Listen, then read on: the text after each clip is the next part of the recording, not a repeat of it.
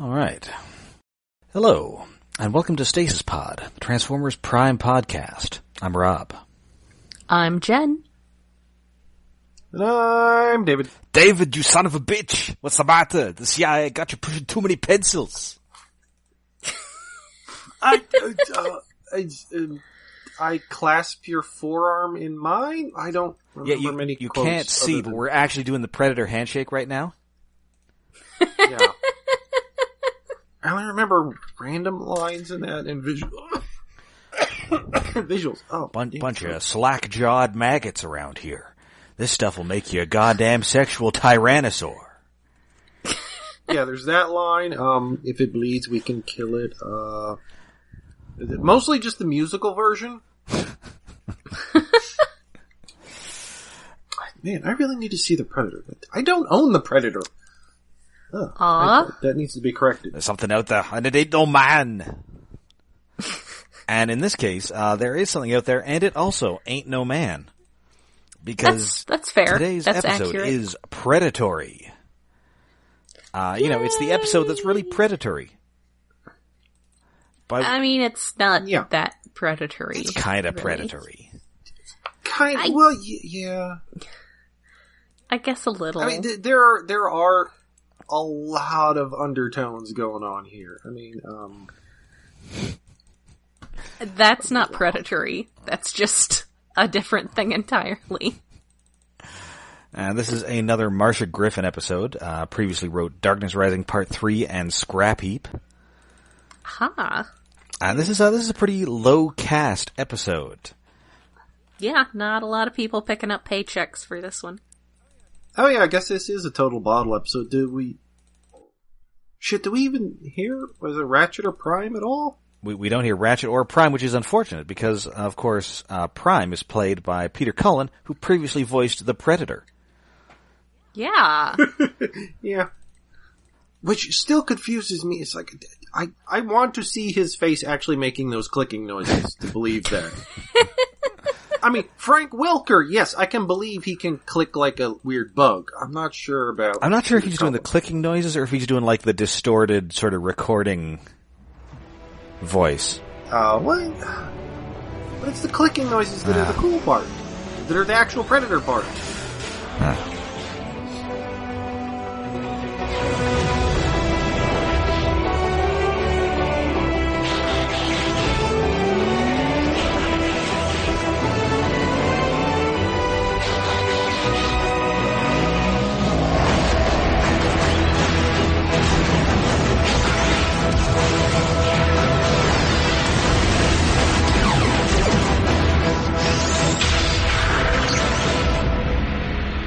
Anyway, this first aired April 16th, 2011, and it opens basically exactly like Predator. Yeah, I was amazed. It's like, wait, are they referencing every scene in the Predator? Because it's like the shooting thing in space past the moon and crashing towards Earth. It's like, wow, that's blatant. Well, sadly, there's no scene where Shane Black drops in to make inappropriate sex jokes. Thankfully? It would have been more appropriate if it had homaged Alien more. Yeah, there's a bit of Alien here. A little bit. It's not as much Arnie. No one is really the Arnie of this Predator. I mean, I think Jack is by default the Schwarzenegger. Guess. Well, that's probably the only time anyone would ever say that. Basically. Poor Jack. He's scrawny. Because because Jack and Arcee have gone to where this ship crashed, which is somewhere in like Minnesota or something.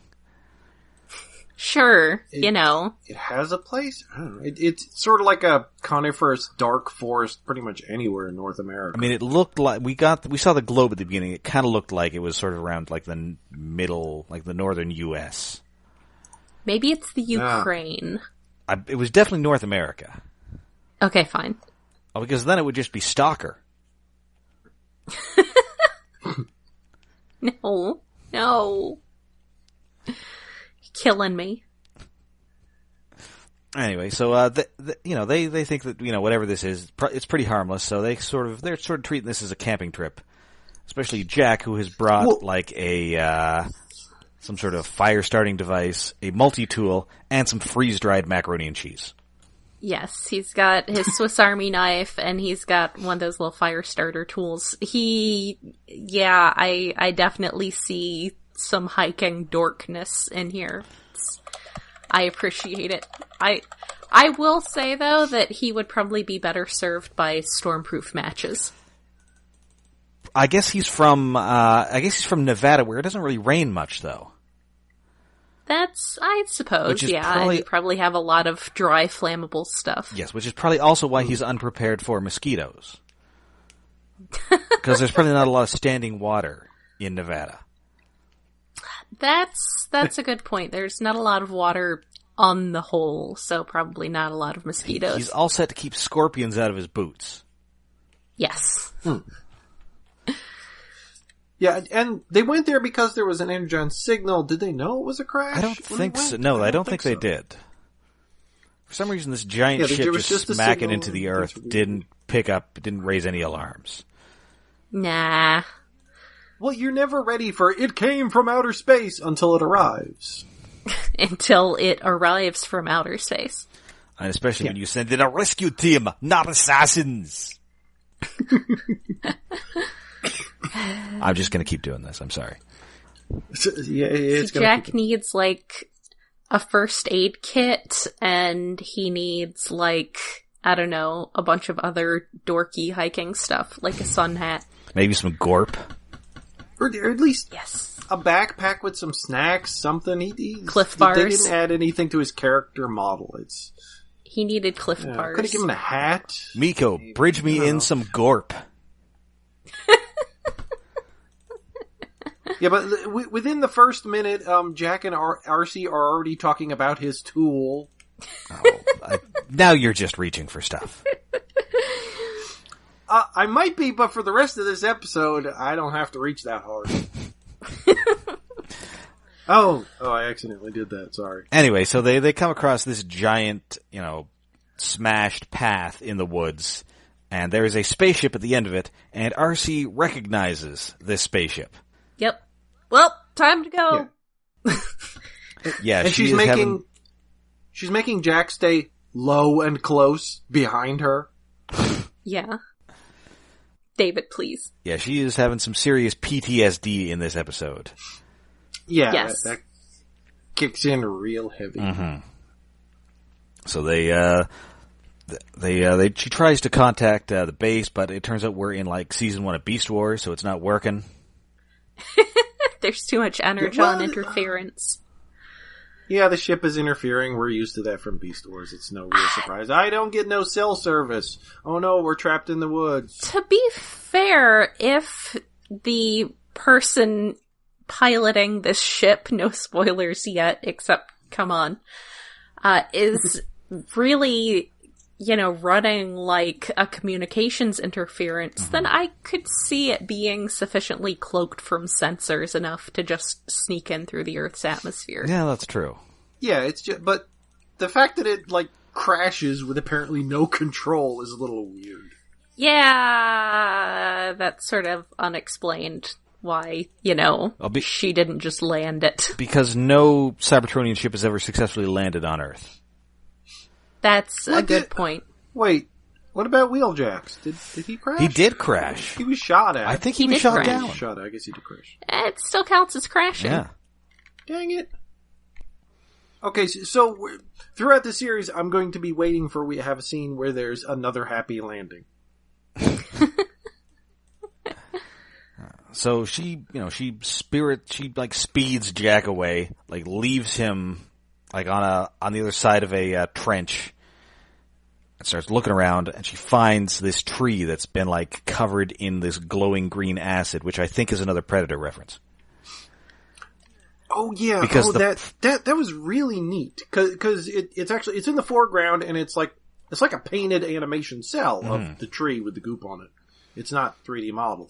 There are a couple sort of matte painting sort of things here where I guess they needed some art assets but didn't want to actually model them because it's just for one thing. Mm-hmm. Yeah, it's happened in previous episodes, like you get your distant landscape settings, but there's a lot more in this episode, which is actually really nice. They're fantastically well done. Yeah, this is a very atmospheric episode, and they do it very well. Yes. So yeah, she sees some acid. I also think the acid is a little more alien-y, so I'm just putting that out it is there. the acid, but it's the same color as Predator blood. Yeah. Okay, fine. And also, I can't do a Sigourney Weaver impression. I have a note here that Jack is an idiot, and I forget why. It's early on. Oh, does he, Yeah, he starts going back to find her. after Arcee leaves him across the ravine, he crawls his way across. That's why Jack's an idiot. Like, I don't know, Yeah. like maybe if your, like, robot friend is afraid of this, maybe you should stay back, tiny human child. Jack is definitely back to acting like an unruly ferret at this point, because, like, 75% of ferret ownership is keeping them from killing themselves. Just eating things that they can't actually digest and getting into things and falling out of windows, and the other 25% is cleaning up poop. Good old cat snake Darby. So, once again, I get that, like I said in a previous episode, I guess in part of Darkness Rising, that they're just like a bunch of unruly ferrets, and you try to put them somewhere and they just scatter and go exactly where you didn't want them to go, and that's what Jack is doing here. She put him down, and he's just gonna try to go wherever he feels like anyway. And this is even without Miko around. Yeah, he's doing it all on his own this time. Whether it's just, he also is like that, or Miko is just rubbing off on him, I don't know. Apparently. Anyway, so we get the full flashback at this point. Arcee's back on Cybertron. This is during the war, and she's talking with her partner Tailgate. Tailgate? Yay, a tailgate! Adorable little tailgate. It's not that tailgate. Also voiced by... Thankfully, it's not that tailgate. He's also voiced by Josh Keaton, because there are only 3 voice actors on this episode. Yes. Wow. You know who's not in this episode is The Rock. Yep. No. I think Bumblebee's going to show up in this flashback. I don't think he even beeps. They didn't pay the guy who does the beeps. Is that like a particular person who's not just their general, like, Foley artist? Well, I mean, I think that's actually Welker, who's doing, like, noises. Yeah, doing noises and then they put the beeps on top of it. I think we mentioned That's that a while ago. adorable. I mean, I think Welker might just be their Foley artist. He's just doing sound effects like that guy from Police Academy. Yes. Yes. Although, I approve of this. speaking of sound effects, Wallopin' Web Snappers, Arcee gets webbed up to the wall, possibly by Spider-Man, because it's the exact same sound effect from, I believe, the Spectacular Spider-Man that they used for the web shooters. Yeah, wow, Spider-Man! And speaking of Spider-Man, Josh Keaton's in this episode. Oh yeah, which one was he? He was Spider-Man. He was the Spectacular Spider-Man. What? Okay, the one where he... It was the most recent one where he's in high school and it's just a vaguely normal Spider-Man show. Okay, but so not the Ultimate one Spider-Man. before the current one. No, the one before that one. I was gonna say, because the one wait. before the current one, isn't that the one with Neil Patrick Harris? No, that was the one before the one with No, Josh that was Keaton. the MTV CGI one. Yeah, the MTV CGI one. That was the one after the 90s one. Yes. Well, I mean, technically, you got Spider-Man Unlimited between Fox Spider-Man and the mainframe one. But that's still kind of a continuation of the Different voice actors, though. They are? Huh. Yeah. I didn't watch much of Spectacular. Yeah, Spider-Man Unlimited was recorded in Canada, so I think like Scott McNeil is the Green Goblin or something. Yay! And then you had Spectacular Spider-Man, which is the one he's in high school, and I think that was Greg Wiseman running it. So you got like gargoyles of voice actors all over that one. So, by which you mean Star Trek The Next Generation. actors. I think mostly the ones who were not on Star Trek. The Oh. Next Generation. Oh. So you got like Keith Interesting. David and that guy who was Lexington on there. Ah, Keith David. Oh, was there Fager back? Yeah, I think he was Hydro Man. Oh, yeah, that works. There have been too many Spider-Man cartoons. I can't keep up. And okay, so then after that one, there was Ultimate Spider-Man, which is the one where it's him and like Iron Fist and Power Man And, and White Nova Tiger. and White Tiger. Yes. And, I think Deadpool showed up in that one. Yeah, and then there's the current one, which is just Spider-Man, where he's at like a high-tech high school. Yeah, which, Aw. I don't like the designs of that one. I enjoy that one. I liked Ultimate Spider-Man. It had its moments. Yeah. I like the designs of that, I just didn't watch it because I had no idea what even channel it was on. I think it's on Disney XD, the channel that's also an emoticon. As a random aside on the subject of Bill Fagerback, I was reminded the other day, just thanks to Insomnia, that he was totally in that TV movie of The Stand, and I should see if that's still on Netflix. MOON, that spells bulkhead. It's the only thing I remember about that. And also I think Laura San Giacomo was evil or something? Yeah, she's Eventually, she's like the yeah, and bride of the devil or whatever the crap they're calling him in that. And also Matt Frewer is Mostly- running around somewhere in that? Yeah, Matt Frewer's crazy and obsessed with the devil and steals a nuke and drags it to the devil on a tractor. That definitely sounds like something a Matt Frewer character would do.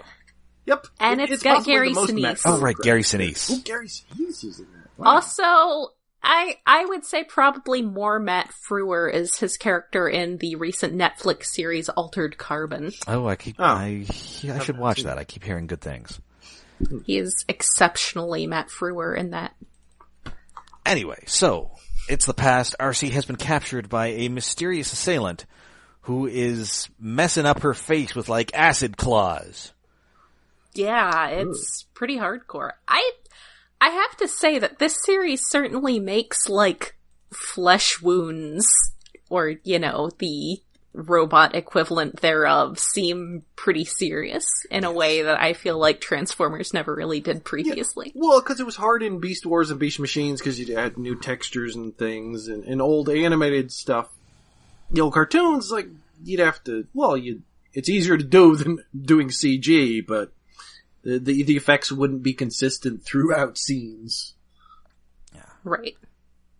And also, once again, she's sort of been, like, chain crucified, much like Agent Fowler was in the pilot. Yeah, well, it's not quite crucified. It's like, what the fuck when you would Just strung up, Yeah, basically. chained up like you'd be in a dungeon, only instead of against a wall, you're just hanging in the middle of a room with a spotlight on you, which is dramatic, but kind of doesn't make sense and would pull your arms out of your sockets. Well, she's a I robot, guess not if you're so a robot. that'd be work, but... Well, I mean, it's supposed to be uncomfortable.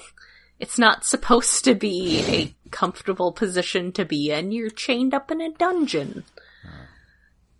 Nobody chains people up in a dungeon and is like, oh, are your arms okay? Are your hands going to sleep? I just want to make sure you're okay. Well, where do you think the subdom culture started?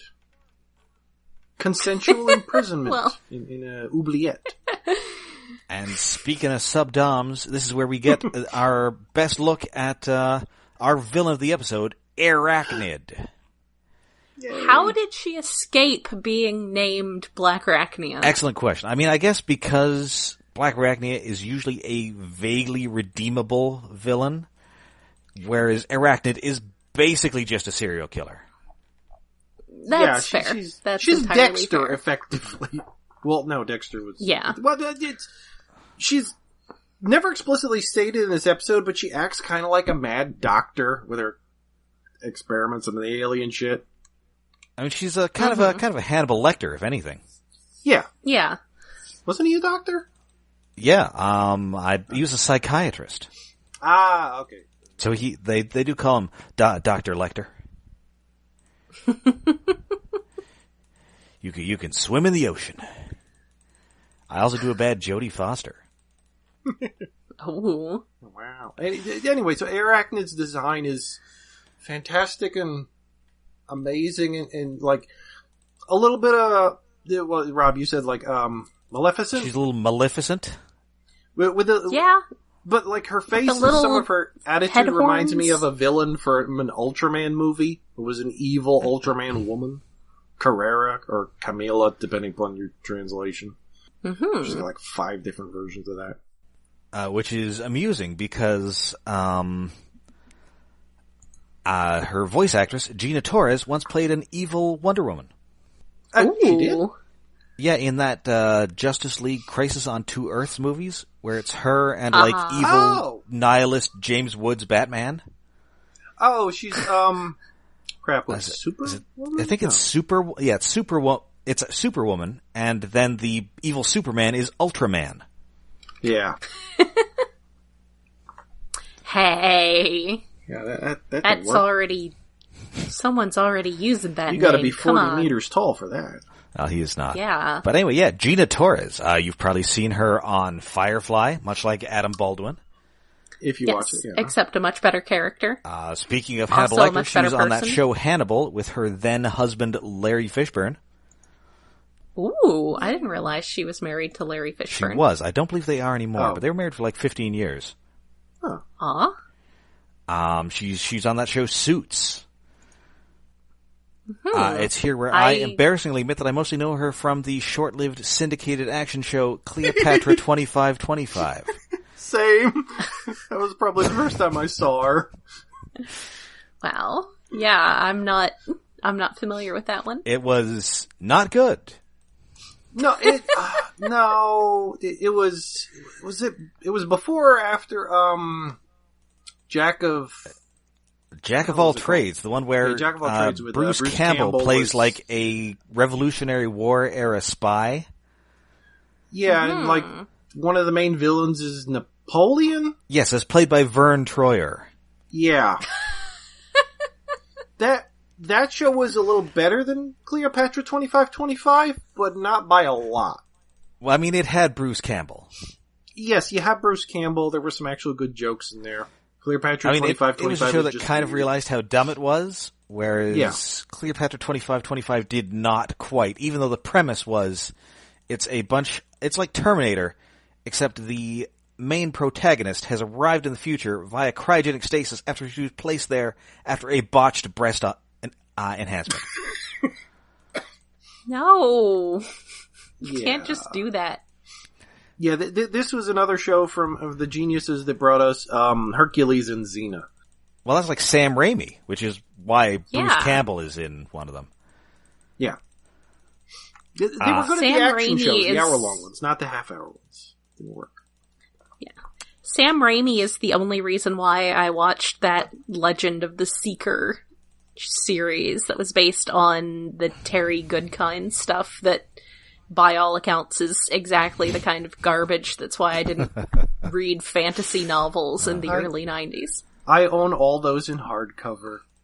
I'm sorry. I don't even know what those are. I have a signed copy. Are those ones that are about owls? No, and it's Okay, not then. Legends of Ga'Hoole. It's about Okay, then. a boring Richard Cypher. Wow. Actual last name. Who's a farm boy who finds out he's the son of a mega maniacal warlord wizard, and turns out, he's a war wizard and stuff, and there's S&M elements. It's good in concept. So much S&M. But yeah, it's a little weird, and as the series goes on, it becomes more and more evident that the author is a massive Randian. Ooh. Yeah. Yeah, and there's a lot of... It's basically Terry Goodkind's sexual hang-ups, the series. with Ayn Rand slathered over it in undertones that he doesn't quite get, that it's weird. Like, you know how Randianism is like any person, it's like the ego of self is like focus on your own shit and I'm the best even if you say I'm wrong. Which kind of works when you have fucking magic. And you only have like 5 people that can do magic. But in actual reality, it's dumb as fuck. The thing about it is that the books, from what I've heard, are deadly serious about all of this, but the TV series was a Sam Raimi syndicated the TV series series. took liberties. It was a funner. It had Ted Raimi in it at one point. Yeah, briefly. the main good guy wizard, Zedekiah Zorander, is portrayed by the gyrocopter guy from Mad Max movies. Bruce Spence. Yep. Looking for the precious juice. Yeah, so he was good. The gasoline. rest of the cast was, Looks like a bunch of Australians. Yeah, Australia. Well, yeah. The series was probably better than the books, but at the time I didn't like the series. I didn't read the books because, again, that was the sort of thing that convinced me in the early 90s that fantasy was not worth even approaching as a genre. Yeah, it's gotten better. Overly pretentious. I like the one where he actually carves a statue and it has an artistic metaphor about shit, but that also veers too much into Randy and crap. Yeah. Anyway, Gina Torres. Also, more recently, just as a brief wrap up, what you really need to know about Terry Goodkind is that recently there's this big kerfluffle online because he didn't like the cover art for one of his books and dragged it on Facebook. Oh yeah, and seriously, that is disgustingly unprofessional. Well, it's exceedingly unprofessional because among many jobs that are listed in the book jacket, he built a house that has a coffin-shaped door. He built his own house, supposedly, somewhere. He actually, at one point, was a painter. So, an artist dragging another artist. Fuck that guy. Yeah. And to wrap up my segment here, I will just note that the theme song of Cleopatra 2525 was a modified version of the terrible Zager and Evans hit In the Year 2525. Of course! You gotta do that. I think it was actually a pretty good cover. I mean, I'm guessing it wasn't. Compared to the original song, which is goofy as shit. Anyway, Gina Torres and her she's voice, very good in this.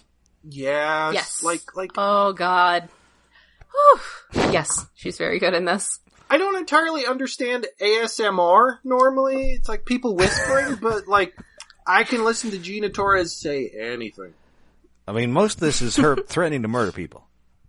Well, threatening to but murder in a very people. Attractive way. Yeah, attractive and possibly almost any line she says can be implied innuendo.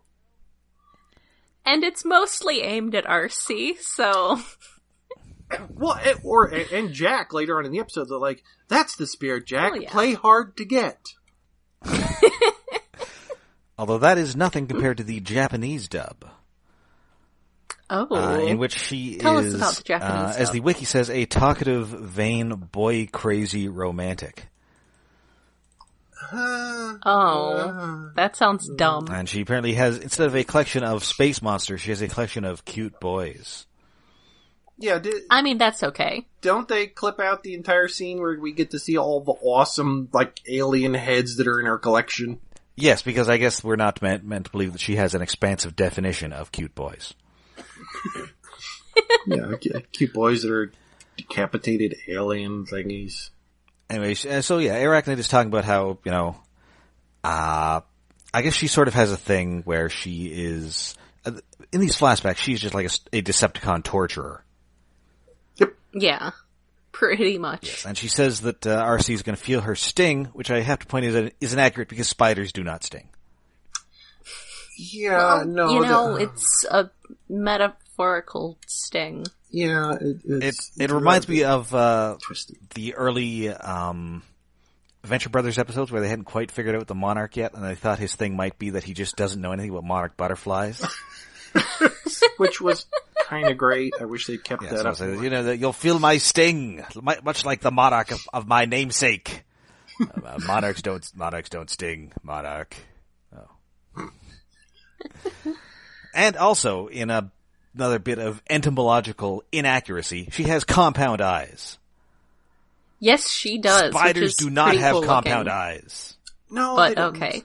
Wait, but it looks really cool because it's layers of honeycombs on her Spiders eyes, don't which make is different from honeycombs. everybody else. I know, it's the most common structure in nature to build things with, the honeycomb. It's when you put a bunch of circles together, you She should have, like, spider web eyes. How do you... okay, well, we already did the multiple eye things with Black Arachne and Beast Machines. Don't need to do that. I guess. Bugs. Insects. You can't see it, but I'm shaking my fist. Yes. And, speaking of, she is stalking a camper who's just, some guy in a tent who we do not see, but she's seeing him via predator vision. Yeah. Yes.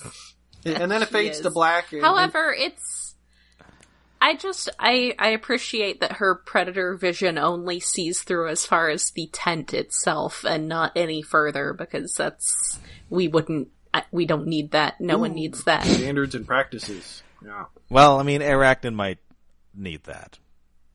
Yeah. Well, okay. Oh, I was really hoping the camper would die, or like we wouldn't see that the camper lives. Yeah, I thought we might get like a Mighty Max style, like off-screen murder here. Yeah, like you go to commercial break and then you come back and there's just a trampled tent. Yes. That would have been nice.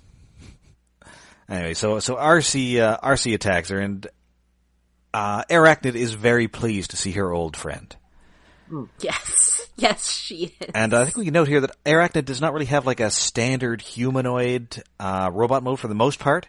She mostly has... Sort of? She does sometimes. She doesn't use it very often. She uses it like in the flashback torture stuff, where she's mostly just standing around or walking around. Mm-hmm. But if she's moving anywhere, she has a spider mode, which is awesome. And the toy can't fucking do that. Beast mode. There's some sort of Dungeons and Dragons thing that's like a person on top with a spider on the bottom. What is that? Drider. It's a Drider. That's it. Yes, it's a Drider. She is kind of Dridery, and she's got the black and purple thing going too, which tends to be their color scheme. But I just prefer to think of it as a Gerwalk beast mode. Yeah, because Driders are more centaur-like, where where the head of the spider would be is a person coming out of it. Right. Top half of a person, which looks ungainly as shit. Black Arachnid, Arachnid. See? Old habits die hard. Arachnid's leaning forward like she's just sort of slung under the legs. Like the legs are coming out of her back. But she only has 6 legs. Mm-hmm. Yes. Well... Which, we never get her alt mode in this episode. In this episode, her alt mode is that. Yes. Yes. So, yeah, she's not really with the Decepticons anymore. She is, has a new thing where she's, collecting endangered species, although they're not endangered, until she got there. So we see that she has like a bunch of like crazy looking monster heads. Yes, Arcee goes into her ship and there's some very nice like matte painting-y there's like monster heads hanging on the walls. 3 or 4 paintings of various heads. The heads of the monsters remind me a lot of Zoonoids from Guyver. I'll take any opportunity to bring up the Guyver. Yes. But they really kind of do look like Zoonoids, sort of animalish things with extra eyes. Vaguely humanoid. Too many teeth. Yeah, too many teeth and like tusks and tentacles. Yes. And anyway, it turns out the next on her list is humanity. Like that seems a little overambitious, lady. Well, I mean, what are they going to do to stop her? Well, there are the military forces of our industrialized nation. Yeah, that's it. Like, her dialogue sort of implies that she's murdered whole planets, but I kind of don't get that vibe from her. That she's murdered lots of people. Yes. Entire planets worth? I don't think so, unless she's using biological weapons to clean up after herself. Yeah, I mean, she did have that acid. It would have to be something like that. Because, I mean, no offense to her combat prowess, but I think probably 10 humans could take her. Well, it turns out that 1 human can take her, because indeed, Jack shows up, and Arcee gets webbed up to a rock, and she tries to do the John Lithgow end of Harry and the Hendersons thing. Get out of here, Jack! Can't you see we don't want you anymore? But he's all, no, I'm not buying this. But you're actually afraid, which is terrifying because you're never afraid of anything. It's true. She's never afraid of anything because she's also kind of a terrifying murder machine in her own right. So, speaking of murder machines, we flash back. Arcee's still trussed up. And Arachnid's all, okay, well, you're not going to tell me anything. And no matter what horrible things I've done to you. But what if we brought in Tailgate? Dun dun dun. Not the baboon. And then Arcee can't even tell her because she doesn't know the information that Arachnid wants. Yep, but Arachnid doesn't even really care, so she's gonna kill him anyway. So we get the classic sort of, this is a cartoon we can't show you, but like she raises up one of her spider legs and it clearly it's like energon splatter all over. Oh yeah, the wall gets splattered with dark. Well, it's not glowing energon. Dark it's just energon. Dark energon. Yeah, and this ain't no thing for Arachnid. She's just like, Starscream was very sort of impressed with himself for killing somebody. Arachnid, it's just NBD. Yeah. Yeah. Oh, she has Viacon henchmen. Yes. Well, I guess she's just like a regular Decepticon at this point. I guess. Probably. Well, she's trying to get information out, but the fact that she she has a Decepticon logo. Henchman is weird. And I mean, yeah, she does still have her symbol. And I think she says that she's gone solo now. And I think later on we hear the Decepticons like they know who she is. Yeah. I mean, I get more the impression that just in the post-war Decepticon diaspora, she's just sort of been doing her own thing and not fussing over where Megatron or Starscream or anybody is. She's just like, I got no direct commander, so... I'm just gonna start murdering guys. Yeah, just gonna go start murdering.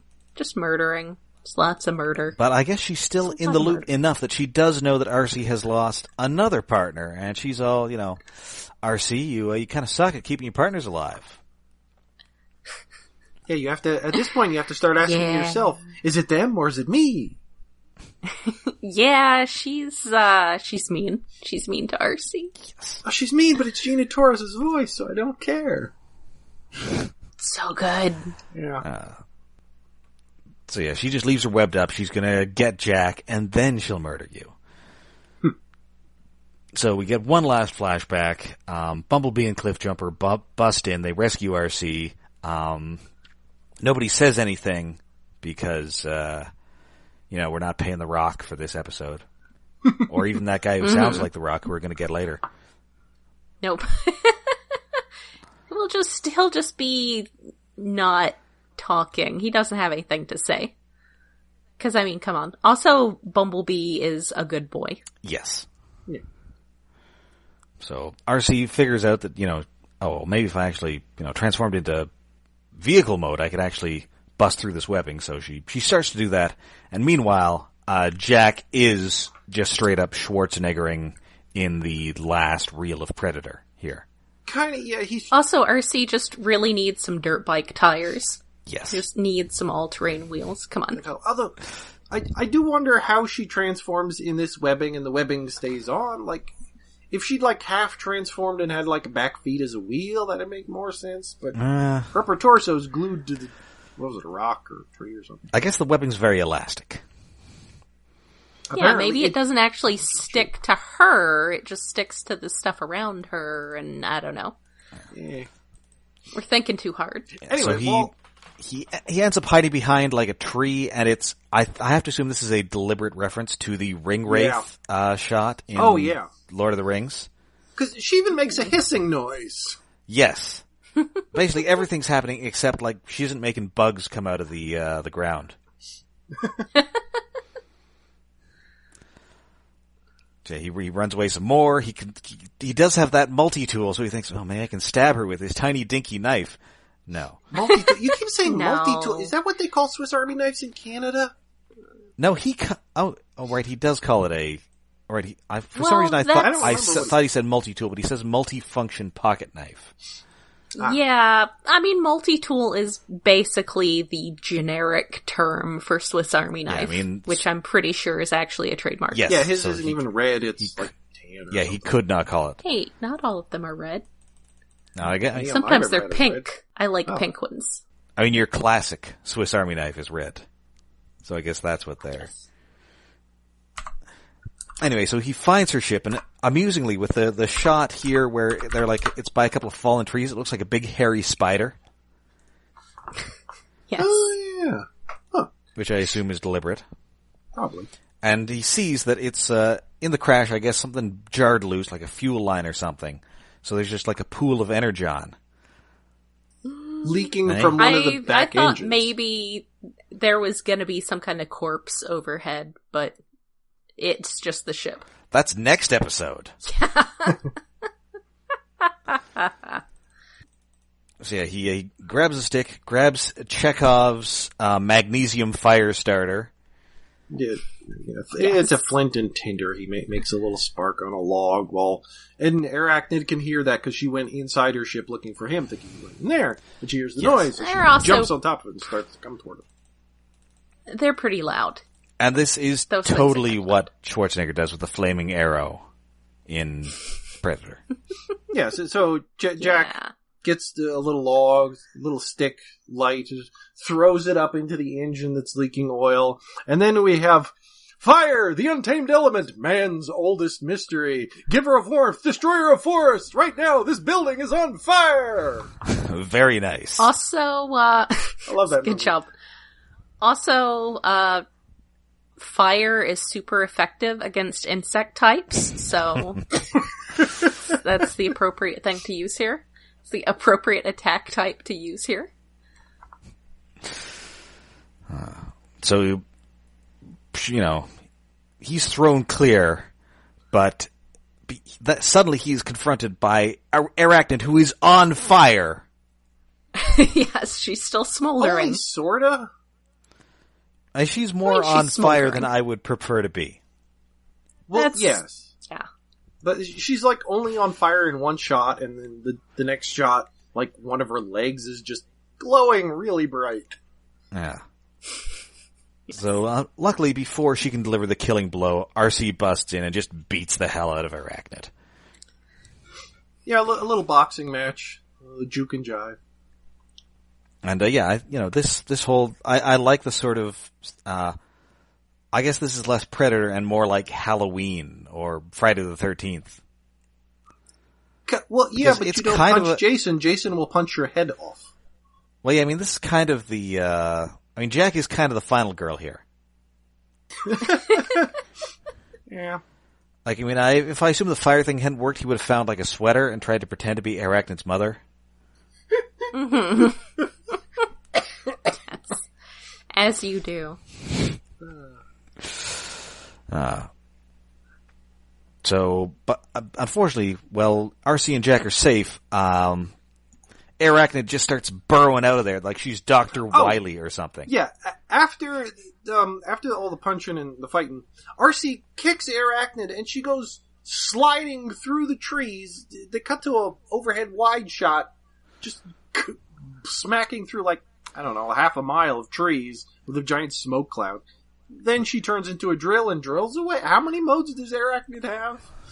Too many. All of them. She has all of them. I guess that was Arcee's finishing move.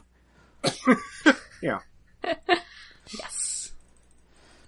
So Arachnid's like a quad changer? Yeah, and then she hasn't even got her vehicle mode yet. No.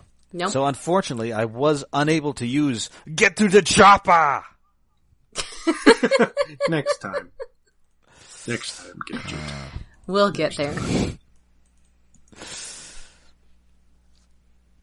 So everything's good. They're going. They're calling in for a ground bridge, and Jack gets the whole. She calls him his partner, but just junior partner. Junior partner. Yeah, and then Arcee wants to pull rank on her partner. Yeah. No, that's not a euphemism, David. Stop. You're working way too hard. I pulled it back on all of Arachnid's lines. Like, I could have had a list of, like, half the things she says which sound dirty. Oh, no.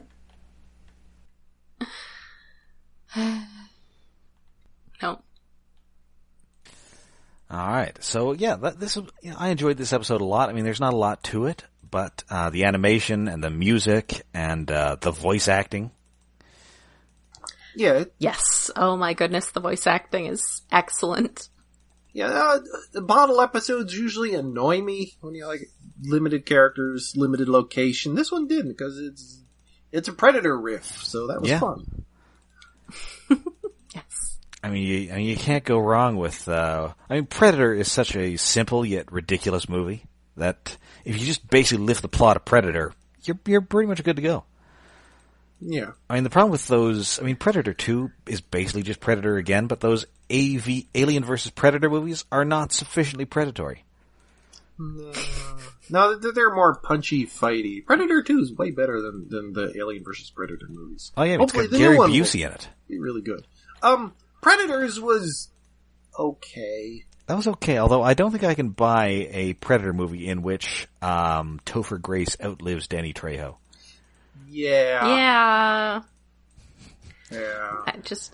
I like Aliens. That's also a good movie. And Alien. Also, again, Alien Resurrection is the most Joss Whedon thing in the world. Yeah, parts of that are good. Well, casting of that one is good. The movie itself ain't so great. Yeah. That bit where Sigourney Weaver sinks that insane basketball shot is pretty great. Yes. It is pretty great. And she actually did it. Apparently, Ron Perlman almost, totally lost it and almost ruined the scene. That would have been sad. So yeah, that is Predatory, and that is it for us this week. You can find us all over the internet. We're on Twitter, we're on Tumblr, and we're on Facebook. And we are on iaconunderground.net, where we have a Patreon set up to help support our hosting fees and other costs. That is at patreon.com/iaconunderground. And this month we are taking on an anime classic for our Patreon special. We will be talking Castle of Cagliostro. Lupin the Third. Featuring, in my version, the wolf. Yes, my version as well. Which we will My version also discuss. had the wolf, only they said it in French. Lupin. Actually, wolf in French is loup. Ha. Yeah, I know Lucaru, I know. I mean, probably close. lupin is like lupine. Probably. Yeah.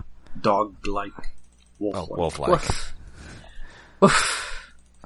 Woof. Anyway, so until next time, I'm Rob. I'm Jen. And I'm David.